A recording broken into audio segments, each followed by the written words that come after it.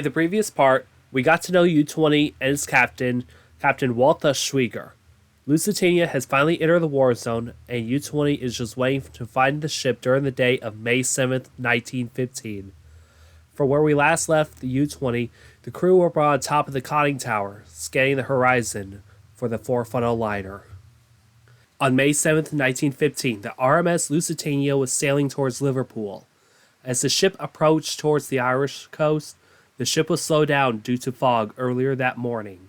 The ship already started blasting its horn at minute intervals, and its passengers were worried because they could easily be spotted and detected due to the horn. The ship, cloaked in the fog, was invisible to U-boats. Turner would follow regulations set by the Admiralty as he received documents from the British Admiralty that was passed to the Cunard Line, and these documents were about information about U-boats. Now keep in mind that U-boats actually have limited range, meaning that they won't go far out into the ocean. And another part is the mention of zigzagging for naval vessels, since this actually does allow fast steamers to reduce the likelihood of a surprise attack. As the Lusitania reduced its speed, Captain Turner ordered the crew to take the ship on a detour away from Fastnet Rock. Unfortunately, a mistake occurred when an order was given to increase speed back to 18 knots while still navigating through the fog. However, Turner later stated that at 8:30 p.m. the previous night, the British Admiralty has sent out an urgent message to all British ships: take Liverpool pilot at bar and avoid headlands, pass harbors at full speed, steer mid-channel course, submarines off Fastnet. The message was marked with the number 0005, signifying its urgency. At the time frame, Turner was on the bridge and being aware of the message. He immediately ordered the lifeboats to be prepared, watertight bulkheads to be closed, and lookouts to be doubled. Wireless operators to remain alert for further messages, and all portholes closed. He was looking for an escort to take them to Liverpool. Now, interestingly enough, the Admiralty actually repeated this urgent message over and over 7 times throughout the night and into the early morning. One of those actually included a message indicating that there were submarines active in the south part of the Irish Channel, and they were located 5 miles south of Cape Clear. Now, despite these precautions, Turner would actually face accusations regarding these decisions. He also noted that there was no escort or an auxiliary vessel to accompany them to Liverpool, and they're vulnerable, and the only suitable ship is the HMS Juno, and which was stationed at the Queenstown Naval Base, and this base is the home to the Royal Navy and is a significant assembly point to rendezvous with merchant ships. At 10 a.m., the fog finally lifted, and far off is the Irish coast and the beautiful sun. Land was in sight, and it seemed they are in the clear. But up on the bridge, Captain Turner received warnings from the Admiralty by wireless every hour. He had the Lusitania on a straight course rather than far out at sea. The Admiralty advised against this and told him to do a zigzag course. The course he had would bring the Lusitania to the Mersey bar at high tide and pick her harbor pilot up. Had the ship approached the bar at low tide too early, it would make Lusitania vulnerable for a target. The latest warning came in from the Admiralty gave him a pause. Submarines 5 miles south of Cape Clear, proceeding west-west side at 10 a.m. The horrifying truth is that the Lusitania passed Cape Clear without knowing it in the cover of the fog, and in a week prior, some 23 vessels sank where the liner now sailed through. At 1:20 p.m., U-20 maintained her watchful patrol when smoke was seen on the horizon. Schweiger noted this and surveyed the Lusitania. In his logbook, he described the ship as straight ahead. The 4 funnels and 2 masts of a steamer were visible with a course at right angle to ours.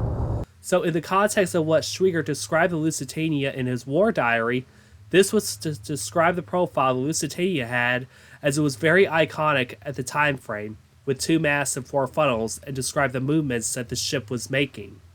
On board the Lusitania, no one could ask for finer weather as passengers came up on deck to enjoy the fine weather, such as a walk on the deck, stretch out on deck chairs to enjoy their final day on board the ship. The air was warm, with no wind, and bright sun and smooth seas. On the bridge, however, Captain Turner now realized his plan of reaching the Mersey bar at high tide is now flawed, as his current speed is too far early and would wait for an hour. And Lusitania would be visible all over with billowing smoke. So the first task is to determine where the ship is at relatively to the shore. And due to the fog earlier that morning, it wasn't fully clear, as Turner would try to regain his bearings by using seafarers to pinpoint their exact location by staying on a straight course for 40 minutes, while the ship's position is marked on a relatively close secondary position. So in this case, is the old head of Kinsale Lighthouse. After taking these bearings, Turner would determine their location, and he hoped to set a course for Liverpool the next morning. He ordered the ship to turn starboard so the first officer can get a set of bearings. Passengers would watch as the Irish coast sail away from them and head back out to sea.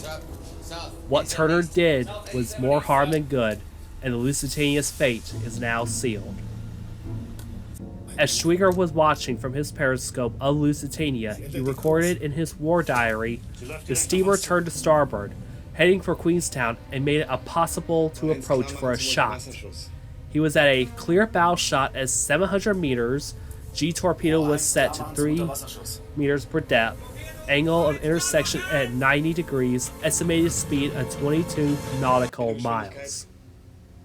He was amazed at the fact that RMS Lusitania was turning right towards them, and Schweiger said she could not have steered a more perfect course, and she had deliberately tried to give us a dead shot. And for those who don't know what I'm talking about, Schweiger would see the Lusitania heading away from U-20, and he would see them change course heading towards them, so it was nothing short of a miracle. In the next 25 minutes, Lusitania maintained her course, and U-20 is in chase mode.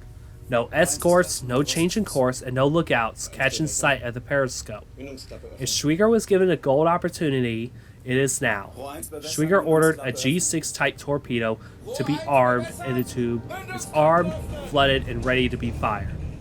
U-20 inched closer and closer to her target, and then at 2:10 p.m., Captain Walther Schweiger ordered the torpedo to be fired at a range of 700 meters.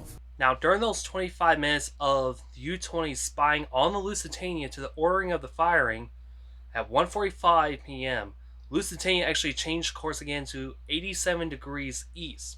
And this actually puts the Lusitania in vision range of U-20, and little they knew, what Turner did actually sealed the fate of Lusitania. Inside the dining room of the Lusitania, lunch has been served along with coffee and tea were also put out. Passengers such as Avis Dolphin, Professor Holborn, Bridget Lee, Margaret Galligan, and Thomas Bailey, along with his friends.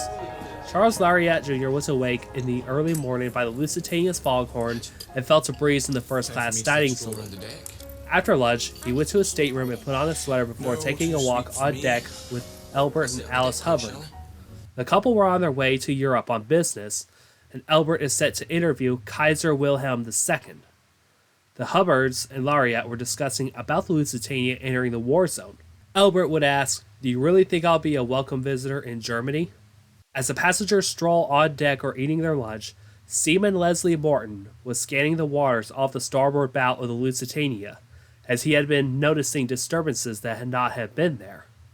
Then suddenly, he noticed a streak of air bubbles, and these air bubbles came from a torpedo that was recently fired, as the air is used to propel the torpedo across the ocean. The air bubbles would rise to the surface, and it would gain a new term, called a dead wake. Leslie Morton, who was scanning the waters on the bow, saw this trail coming towards them and bellowed out, "Torpedo closing on the starboard bow!" Passengers ran to the spot the torpedo that was racing in the water to the Lusitania and see if they could try to spot it. Most documentaries don't go over what type of torpedo it is, so I'll go ahead and go over it. Now, this torpedo that was actually fired from U-20 is a G6 type torpedo, a diameter of 19.7 inches in diameter, and is actually longer than a regular pickup truck. Now, this torpedo is propelled across to Lusitania using compressed air mixed with decahydronaphthalene. Is actually to drive a propeller up to 35 knots through the water. Now, up front of this torpedo is a warhead, which is a 353-pounder of 160 kilo of TNT hexanite explosive charge that can actually punch through a concrete wall. Now, where this torpedo is actually heading to, it's not going to be a concrete wall. It's going to be steel plating. The second officer, Hetford, repeated the warning to his helmsman, but in 35 seconds after the torpedo left the tube from U-20, there was nothing that the officers or crew could do on the Lusitania but hope that the impact wasn't too severe. Then, it happened.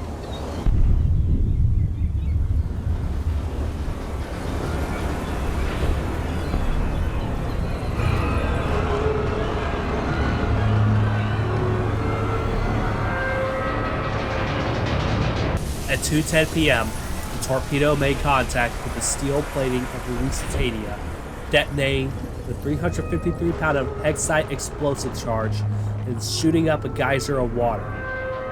A geyser taller than the ship itself.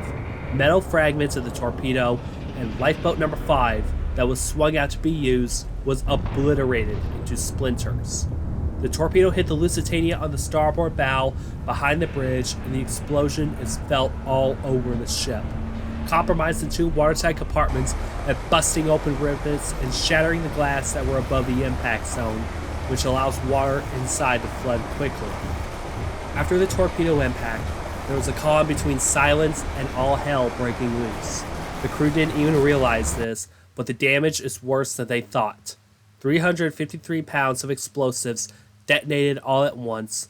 The high temperatures and the pressure put on the Lusitania, the hull was more like tissue paper to the torpedo, thus breaching 2 watertight compartments inside the Lusitania, and this hole that was generated from the torpedo is roughly the size of a small house. The watertight compartments' doors are damaged, but it is believed that 2 or 3 watertight compartments are opened to the Celtic Sea. Seconds after the torpedo impact, the ship begins to lean over to the starboard side, resulting in a 15-degree list. The coal bunkers, which were also longitudinal bulkheads, started to fill up quickly and thus generated the 15-degree list to starboard after the torpedo's strike. As the list developed, there were open portholes that were starting to fill up.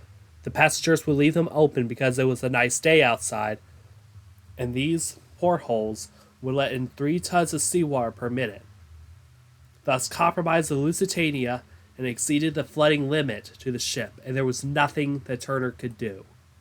As the torpedo struck, Captain Turner was going into his stateroom, and as the list developed, Turner braced himself in his stairway as he was making his way to the bridge. 15 seconds after the torpedo strike, Captain Turner felt a massive explosion echoed throughout the Lusitania. What's odd is that nothing external was damaged or visible, but it is believed that the second explosion happened inside the ship. To many, the passengers thought a second torpedo struck the ship, including Leslie Morton. Now, the source of this, where the secondary explosion happened, is a very highly debatable topic. Now, even to this very day, though, most believe that it was the many small arm munitions that the Lusitania carried detonated in the cargo hold. Now, this was actually depicted in R.L. Graham's book, Death on the Lusitania.